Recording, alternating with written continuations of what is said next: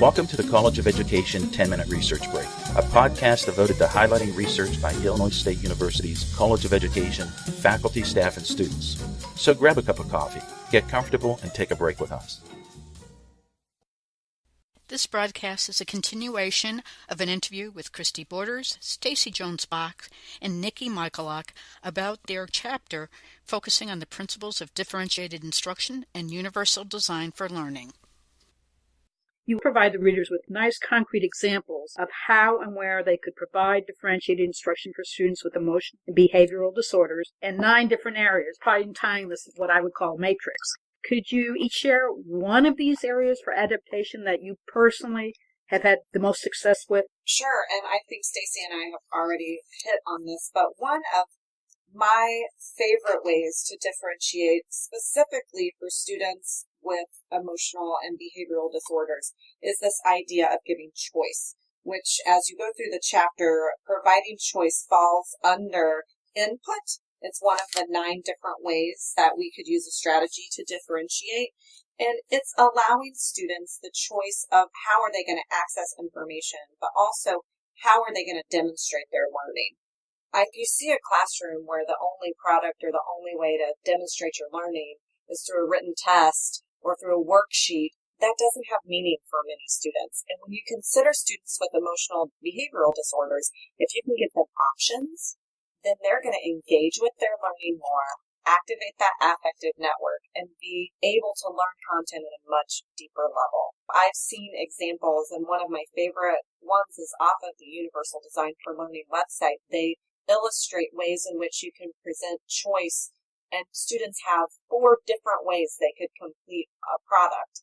They could write a song, they could make a collage, they could write a paper, and it really offers students the ability to tie into their own interests and give them some choices. And then they end up learning the content far beyond what I think a written test would ever tell.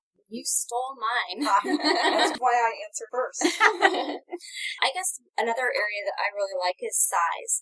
Instead of, and how we can modify in that way is by possibly reducing the amount of work that's expected. If a child can show mastery in a certain number of problems, then is there any reason why we're having them do 30 as opposed to 15, other than the practice that the child receives? But children with behavior disorders oftentimes have a hard time really relating why they're doing something to how it will help them in the future. Honestly, sometimes we do pick our battles, and so the child can show mastery, we can shorten the amount or the size of the homework. Another way that we can do it is to really look at altering the presentation of the assignment. If we really do want him to complete 30 problems, then I'm going to give him 15 first. Then we're going to move away from that. And I'm going to go back and allow him to complete the next set of 15. That just seems to be more helpful. If we're looking at a big project, maybe we're looking at some sort of a book report or something a presentation that they have to put together, what we would do in that situation is to take the time to break that task down and give them pieces or chunks of that task at a time. Before I would ever break it down, though, for children with emotional behavior disorders, I would show them the end product that I wanted.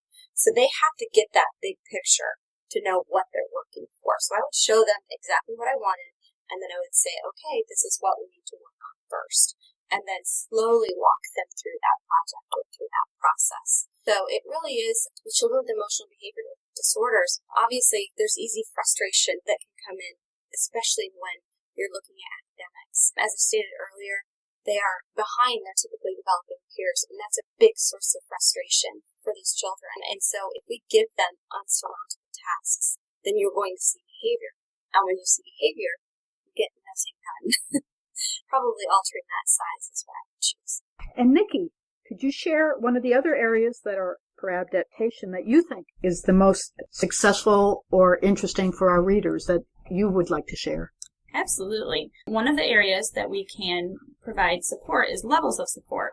And so what we do there is we really differentiate the level of support by matching the student needs to their skill level. And so each student comes in and they oftentimes have very different learning styles. And so when we would differentiate or provide support based off the level of support, we would take a look at that student's learning style, and we would develop our instruction and our curriculum to match that student's learning style. So for instance, if a student is a visual learner, then we would take a look at the content that we're delivering, and we would develop it in a way that the student would have better access to that curriculum. And then we would also maybe differentiate the way that they need to respond so that they can actually show that they have gained that knowledge. Another way that we can do that is by modifying materials and providing additional supports. For instance, we can provide graphic organizers. We can also provide guided notes to a student, and that would help be an additional support that would help them gain the content that we're trying to deliver more easily. Another strategy that we can provide is the use of peers. Oftentimes, peers are very natural teachers, and so when we pair students up, peers oftentimes are amazing teachers, and they take the lead and they can explain things better than the teachers can. Using peers as a strategy has been a very successful intervention. It also has increased on-task behavior. It decreases some of those challenging or disruptive behaviors that we see. And so when we place students together and use some of those peer-mediated strategies, we found students to be very, very successful. And we also see an increase in that on-task behavior and a reduction in problem behaviors. That's another one that I actually really like as well, as the use of peers, because teachers use words and we try to differentiate, and when a child's not getting it or a classroom's not getting it, we change the way that we're giving the information. But that peer actually speaks the language that the student speaks. And so oftentimes I think that's why they're the best teachers, because they talk like each other. And if one child is getting it, they're able to explain it in a way and in the language that the other child uses. And so it's a good relationship to have, or it's a good strategy to use in the classroom. And it's a very natural support because Absolutely. We always have access to peers. Mm-hmm. So that's a really good strategy to use.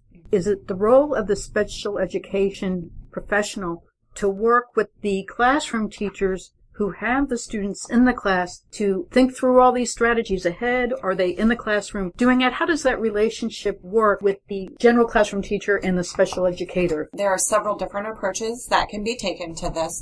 Some schools are using co-teaching models where the special education teacher is also in the room, and the teachers divide up instruction, or one may provide additional supports to one group of students, and then they can differentiate by grouping. There are multiple models of co-teaching available.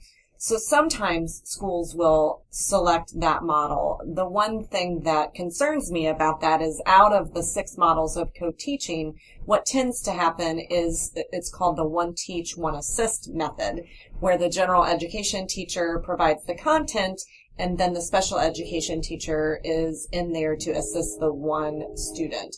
Where I actually think some of the more advanced models of co-teaching are fabulous models, where you can tie in small group instruction with other kids who may also be struggling with that content but may not have the same disability label, and then you can break apart instruction. The other piece that sometimes works very well for teachers is if they can somehow get co-planning time and they can talk prior to instruction on content, that the special education teachers, through the way our brains work, is always about differentiating instruction. And so they may be able to sit down and look at a lesson that the general education teacher wants to teach and say, you know, this piece I'm guessing is going to be difficult. Let's strategize some other things we could do here. So 2 things could happen, and I think ideally both of those things would happen, where you would have pre-planning, and then you would have the supports in place to do co-teaching if available for scheduling. And I love both of those, but I'm going to tell you, as a special educator, our children should have access to the same curriculum as everyone else. And so I would really like to prepare all teachers to know how to differentiate instruction. Mm-hmm. So it's not somebody has to come in and do it. It's more like, as a part of our programming, as a part of professional development, that we really hit these areas. Because as I talked about it, our classrooms are diverse. It brings it full circle to where you began with. Yes. And so not only are we helping children with disabilities or children with emotional and behavior disorders, but you're helping every other child in that classroom, because they also have unique learning styles and unique experiences. You're bringing up my last question here. How do you think teachers who read this chapter could transfer your principles to all of their students with other unique needs. We all approach that desk. We all walk into that classroom with differing needs. And I really and firmly feel that they're much different today than they were 10 years ago. Mm-hmm. They're much different today than they were 20 years ago because of the level of diversity that we have. All of the methods that we've talked about work for all students. And I think that's the important thing is all of the different strategies that we come up with. They're not specific to any disability group. They work for all learners. And we have such a diverse classroom these days that teachers really have that responsibility of differentiating. So when you put in place a strategy for one student, more often than not, it's probably going to be effective for most of the other students in the classroom. And so we really need to focus on working and preparing those strategies and using them for all students that are in our classrooms. And really, I think it's a challenge for all teachers, and it's a good challenge for all teachers, that we can no longer think, I need to teach the 50 state capitals, and I only have one approach to do this. But I'm going to use lots of different approaches, lots of different products, and I'm going to allow students choice for how they are going to demonstrate their mastery of that content. And when you really think about teaching and learning in that way, it doesn't matter who's in your classroom. This chapter, of course, was related to students with EBD, but even if you think about the gifted population, gifted students sometimes have the exact same behavioral issues with learning or with classroom instruction that students with disabilities have. And so teachers can kind of think outside of a label. Amen to that. Well, thank you so much for talking with me. I think conversation will encourage others to read your article. And even though it is in a special education issue, as you said, these principles are general. Absolutely. Well, thank you so much. Thank you. The full citation is Borders, Bock, and Michalak, 2012. Differentiated Instruction for Students with Emotional and Behavior Disorders. In Advances in Special Education, Volume 22, Behavior Disorders, Identification, Assessment, and Instructions of Students with EBD. The full citation can be found at the website coe.ilstu.edu/research/podcast. Join us for future Research Break podcasts.